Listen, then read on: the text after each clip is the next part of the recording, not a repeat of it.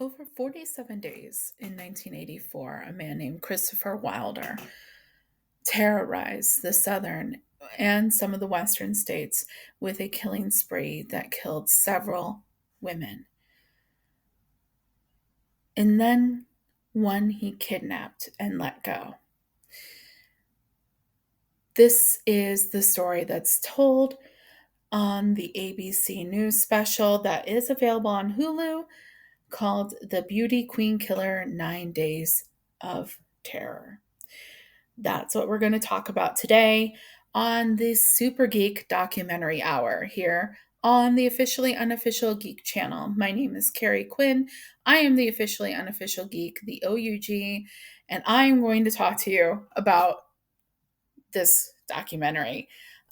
So the documentary The Beauty Queen, okay, The Beauty Queen Killer 9 Days of Terror uh, basically is it kind of starts out where it's kind of giving you background on Christopher Wilder, who is the beauty queen killer, and gives you the background, gives you the kind of the before story, and then it goes and it kind of dives into what I feel is the main focus of the story. And the main focus of the story is a young woman that he took, probably with the intention of violently killing her eventually, but eventually lets her go after 9 days. Hence the 9 Days of Terror title. Is well the 9 Days of Terror part of the title. Um, but it's one of those things where like it does give you information, dives into the whole tale of Christopher Wilder's 47 days, approximately, killing spree, basically. Um, this happened in 1984, so it was that time period where every young teenage girl dreamt of being a model. It was like the early 80s. It was this, you know, period of the 80s is like this period of excess and everything. And so um just the idea of like the whole environment of the 1980s, especially that first half of the 1980s, really contributes to this whole overall story and setting. The whole point, I feel, of the major point um, of the story is to tell the story of this one victim of his, which was um, what was her name? I'm going to give you the right name. I'm going to make sure I spell it correctly in the thing too. So her name is. Why can't I remember her name? My goodness, I just watched it last night. Ah, I just watched it last night, y'all. Okay, this is me being real with you here right now. So many things going through my mind. This is my mindset. I remember exactly what I freaking watched, right? But like my mindset is like, what the hell is her goddamn name? The whole thing is centered around her telling her story. Okay. So let's get to the name. Her name is Tina Marie Ribisco. She was 16 years old when she was lured um, to the car of Christopher Wilder. And basically what happened is Christopher Wilder was a murderer, a serial killer, a spree killer, whatever you want to call him, where he would do the same kind of spiel to lure in his victims, where he would say, hey, he would approach them mostly at malls or other events like that, any events where he can use his positioning as a photographer to gain access. Now, you might be thinking to yourself, like, is this the same guy as the one dude? Like he was on a dating show and that kind of thing. He used to lure women to go off with him for that whole photography thing. Like, I'm going to take your pictures, I'm going to make you a model, all that kind of stuff. No, this is a different guy. So, yeah, this is a different dude, right? So, we're going to go ahead and we're going to put the other guy off off by himself, right? And we're going to talk about Christopher Wilder because that's who the beauty queen killer is. You see, the other dude that you're thinking of, he was the dating game killer, right? Because he was on the dating game and he was a contestant on that. And so he gets the name Beauty, the dating game killer, where Christopher Wilder gets to become the beauty queen killer. That's how we keep them separate. Okay. Both fuck faces, both killers, but that's how we keep them separated. Okay. Um, so the beauty queen killer, this guy goes through like all of these these different states, and they give you a kind of a like a little map of the United States, and they keep on showing you each points where he's doing his murders and then where he drops the bodies off. Now they think that this guy might have been responsible for a number of murders that we don't even think about or we don't even know about, more like, because just with his propensity and what he did and his history that we do know about, dude was bad news. And there's the possibility that there's many other murders that they don't even mention in the special because they are mostly just alleged that he had to do with them. There's no real concrete evidence or anything to tie him, just similar circumstances surrounding these women's deaths. So they don't really get counted. It's kind of like the it's kind of like Jack the Ripper, where you have the five, right? That everyone's pretty sure are committed by Jack the Ripper, but then you have the other ones that seem like they might be somebody else, like a copycat killer.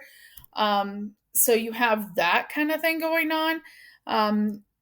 But because of the nature of what happens to this guy, you don't really know for sure, and we're probably never going to know for certain, which is an unfortunate aspect of a lot of true crime serial killer cases, that there's lots of people that have been taken and murdered and nobody really knows who did it. And that's the scary thought of today's society, is that there are a number of things like this that exist and people don't even know the truth surrounding it.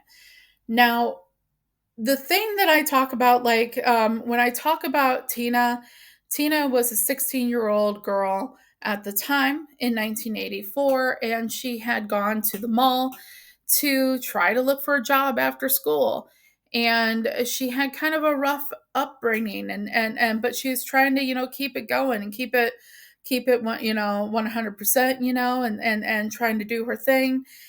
And she had a lot of friends, and she's a very pretty girl, and she got lured, just like all the other women, to join Christopher Wilder at his car. So she gets abducted, and when it comes right down to it, he takes her. At first, she doesn't even think she's being abducted. She's just getting in the car. She's going to go get her pictures taken, right? And so she goes to get her pictures taken. He starts doing that, and then he forces her to do things that she's not comfortable with, and then he pulls a gun on her. Right. So she just reacts in probably a way that he wasn't used to. Supposedly, this is something that psychologists brought up later on, like after she came back, that they're like, the thing is like based on what she said, she was just like, well, what are you doing? What is even the meaning of this? Like, what are you doing? And because she wasn't one of these characters in his storyline in his life that didn't start immediately screaming or begging for their life at that point, that that might be why. This is what some psychologists say in the special. It's a multi-part, it's a three-part special. Like I said, you can see it on Hulu. Where near the end of the specials, you have the psychologist talking about how when they interviewed Tina after she came back, they found out information about everything surrounding her abduction. And one of the things they said is because they hypothesized because, spoiler alert, Christopher Wilder shot himself when he was approached by two state troopers in New Hampshire. Um, Spoiler alert, um, that they hypothesized that because she did not react in a customary fashion that you would expect people to react, that might be why he couldn't bring himself to kill her. Um, and not only does he take her and kidnap her and drive cross country with her, he eventually uses her as a pawn in taking another girl. He gets into Indiana and they decide they're going to go. He decides more like they're going to go and he is going to force her to help him lure another woman. Now, another teenage girl, okay, by the way, scumbag. Um, Now, what ends up happening is when this is all finished and done with, and he knows that his time is limited because people are closing in on him, he takes Tina to an airport, buys her a ticket, gives her some cash, and sends her on her way back to Los Angeles. Now, this seems really odd, y'all. It's really odd, and we'll get into a moment a little bit more about why it seems odd in a bit. But literally, that's what he does. He um, gives her money, gives her a plane ticket, sends her on her way.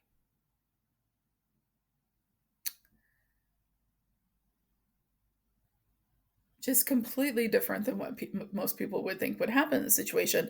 And coincidentally, is completely different than what Tina thought would have happened in the situation. The whole time she's in this situation, she's like, man, he could kill me at any point. Like, nightly, he would rape her,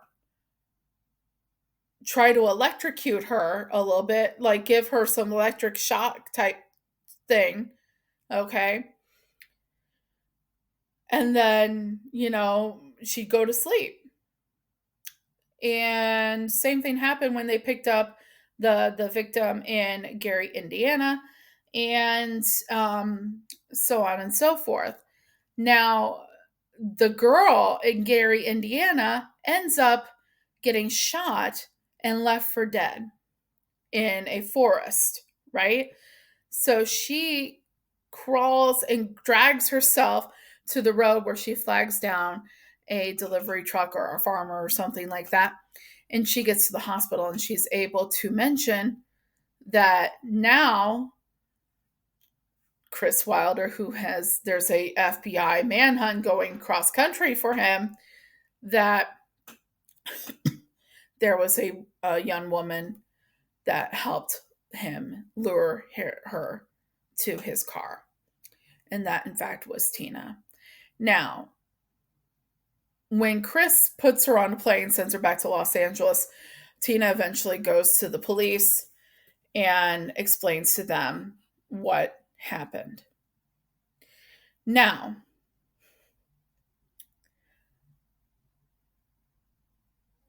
several years ago when this all went down, um, the media pretty much turned Tina Ribisco's story into one of whatever you can think of possible. Um, but none of them really subscribed to the fact that she was too a victim. She may have, people would assume that she may have started out as a victim, but they don't think that she remained a victim, that she joined him as his accomplice. And for many, many, many, many, many years, this was 1984, um, Tina never publicly told her side of the story to completion, um, in specifics. And now ABC News was going to have Tina tell her own story. Amidst everyone else's story, Tina is told, um, to recount and tell ABC News what happened to her, what her side of the story is. Because eventually, back in 1984, around that time period, they law enforcement determines that anything that she did because she was under duress. Okay, she was not a willing accomplice. All right, this is what the records say from law enforcement, that Tina Ribisco was not a willing accomplice and she is innocent of all what people say about her. Unfortunately, you have the court and you have the court of public opinion. And sometimes both of them align, and unfortunately, sometimes they don't, especially in the story and in the case of Tina Ribisco. Um, ABC News's coverage in this three-parter series focuses definitely on other people's stories, but focuses the lion's share of what they do in this special on Tina Ribisco.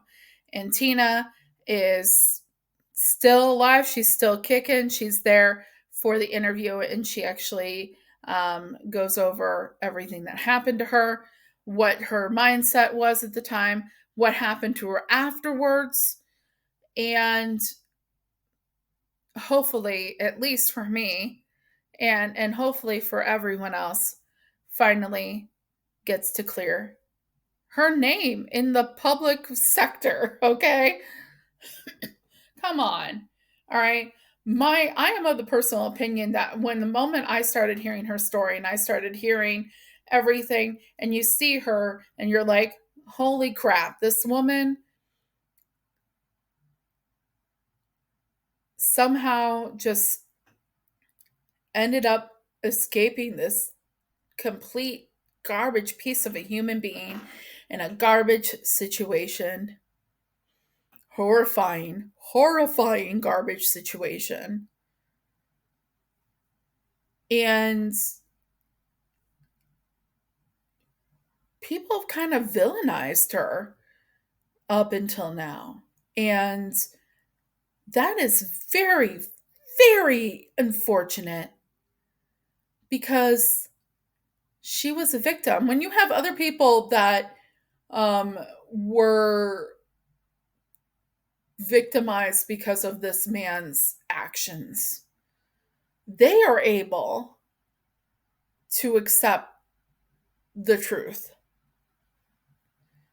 And hopefully now, one of the things I really hope about this situation involving watching this is that hopefully Tina now has that piece of knowing that people are now hearing her story and people are believing her and people understand what happened, because uh, that is 40 years of fuck.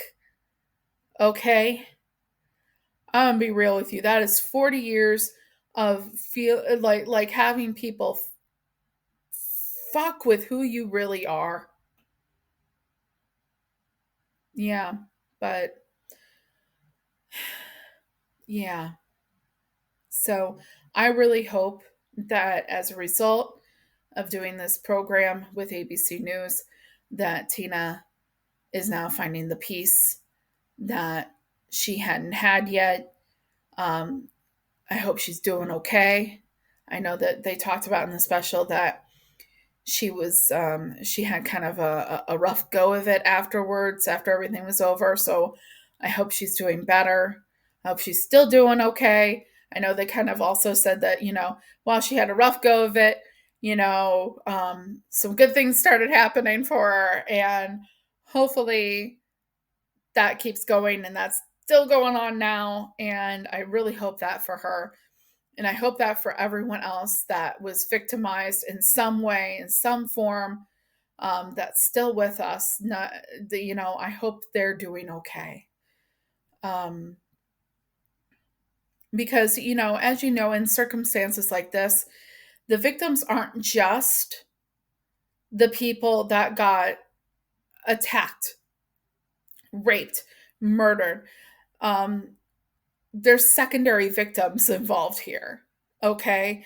And the secondary victims involving these people's friends and family of people that he murdered, or people that he, you know, people that he murdered, raped, or hurt, they're secondary victims as well. So I hope everyone is doing well. And this is just, it was really interesting. ABC News. I've seen better ABC News documentaries, just in the fact of keeping my attention. It kept my attention, but I've seen more, just production wise, better done. Um, more. I would have liked to have heard more information about um, the processes that the FBI and the police went through, especially after finding Tina. I know they get into that a little bit more, and I would be really interested to hear more information about people's perspectives involving that specifically, um, because it only adds to the legitimacy of Tina's story. Um, but anyways, and that's about it for this episode of Super Geek Documentary Hour. I hope you enjoyed hearing a little bit about this. I get a little bit more information, a little bit more context in especially the ones that are like true crime documentaries. Um, but I hope that you enjoyed either way. Um, if you do, but I really do this, and I really should do this. I should really remind you all to please like and subscribe to the channel if you like this video. I do random pop culture stuff all the time. I have a reading vlog that I do. I have the show Comfort Shows. I have this. Um, anytime I could come up with something new and add it to what I'm doing, do some randomness here and there. So you never know. Please like the video, subscribe, hit the notification bell so that you know when I release videos. Please check out the description below for a Kickstarter for my friend Jen, who is battling cancer right now. She can use all the help that she can get. So if you're able, please consider going there and checking it out. But that's about it for now. I'm glad that I got another Super Geek Documentary Hour out to you guys. So, um, until next time, we'll find more documentary goodness to share with you. And until next time, please keep your eyes and ears open. If you see something, say something, and remember, the complacent never make a difference. So go out there, make a difference. And until next time, this is the Super Geek Documentary Hour, brought to you by the officially unofficial Geek channel. Until next time, I'll be seeing ya. Bye.